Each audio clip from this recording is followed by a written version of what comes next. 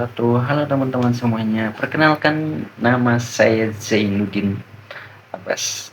Eh, dengan NIM 25601085, Fakultas Ekonomi dan Bisnis, Universitas Indonesia Timur. Nah, pada kesempatan kali ini saya akan membahas sedikit tentang menunjukkan sikap bela negara, yang membahas mengenai konsep bela negara, dasar hukum bela negara, bentuk-bentuk bela negara, peran mahasiswa dalam bela negara, serta implementasi bela negara di era digital. Nah, yang pertama tentang konsep bela negara. Teman-teman sekalian, ketika mendengar istilah bela negara, banyak orang langsung membayangkan seorang tentara yang mengangkat senjata di medan perang. Padahal, pengertian bela negara jauh lebih luas daripada itu.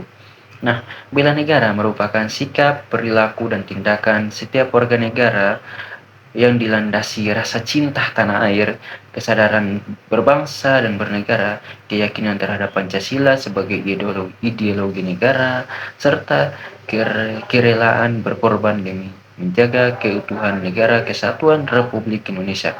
Nah, artinya bela negara bukan hanya tugas TNI ataupun aparat keamanan, tetapi menjadi tanggung jawab seluruh warga negara sesuai dengan profesi dan kemampuan masing-masing. Tujuan utama bela negara adalah menjaga kedaulatan negara, mempertahankan persatuan bangsa, melindungi seluruh rakyat Indonesia, serta menjamin keberlangsungan pembangunan nasional.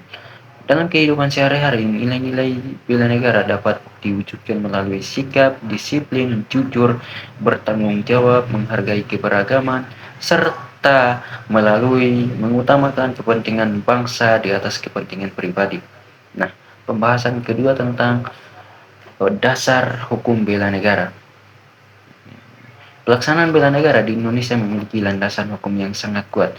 Yang pertama dalam Undang-Undang Dasar Negara Republik Indonesia tahun 1945 pasal 27 ayat 3 yang menyatakan bahwa setiap warga negara berhak dan wajib ikut serta dalam upaya pembelaan negara.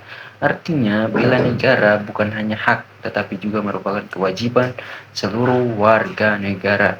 Kemudian terdapat pasal 30 UUD 1945 yang menjelaskan bahwa usaha pertahanan dan keamanan negara dilaksanakan melalui sistem pertahanan dan keamanan rakyat semesta, di mana TNI dan Polri menjadi kekuatan utama, sedangkan rakyat menjadi kekuatan pendukung.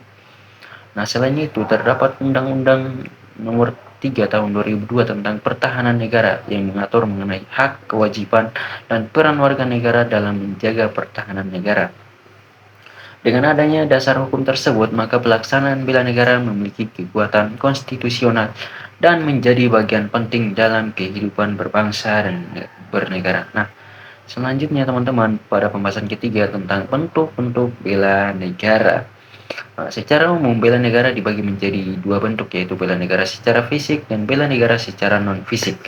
Nah, yang pertama, bela negara secara fisik dilakukan ketika warga negara ikut berpartisipasi secara langsung dalam sistem pertahanan nasional. Contohnya, yaitu menjadi anggota Tentara Nasional atau TNI, mengikuti pendidikan militer, bergabung dengan komponen cadangan, maupun membantu pemerintah ketika terjadi keadaan darurat, bencana alam, ataupun ancaman terhadap keamanan negara. Namun, perlu dipahami bahwa tidak semua warga negara harus menjadi tentara. Kesempatan tersebut hanya sesuai dengan profesi dan kebutuhan negara. Yang kedua, bela negara secara non-fisik. Bentuk bela negara yang paling banyak dilakukan oleh masyarakat adalah bela negara secara non-fisik. Contohnya adalah dalam menaati hukum yang berlaku, membayar pajak, menjaga persatuan, menghormati perbedaan suku, agama, ras, dan budaya, menjaga kebersihan lingkungan, meningkatkan prestasi belajar, maupun bekerja serta menggunakan ilmu pengetahuan untuk kemajuan bangsa. Di era sekarang, belajar dengan sungguh-sungguh, bekerja secara profesional, serta menjaga nama baik Indonesia juga merupakan bentuk nyata dari bela negara. Pembahasan berikutnya teman-teman tentang peran mahasiswa dalam bela negara. Mahasiswa dikenal sebagai agen of change, yaitu agen perubahan dalam kehidupan masyarakat. Oleh karena itu, mahasiswa memiliki peran yang sangat besar dalam mewujudkan bela negara.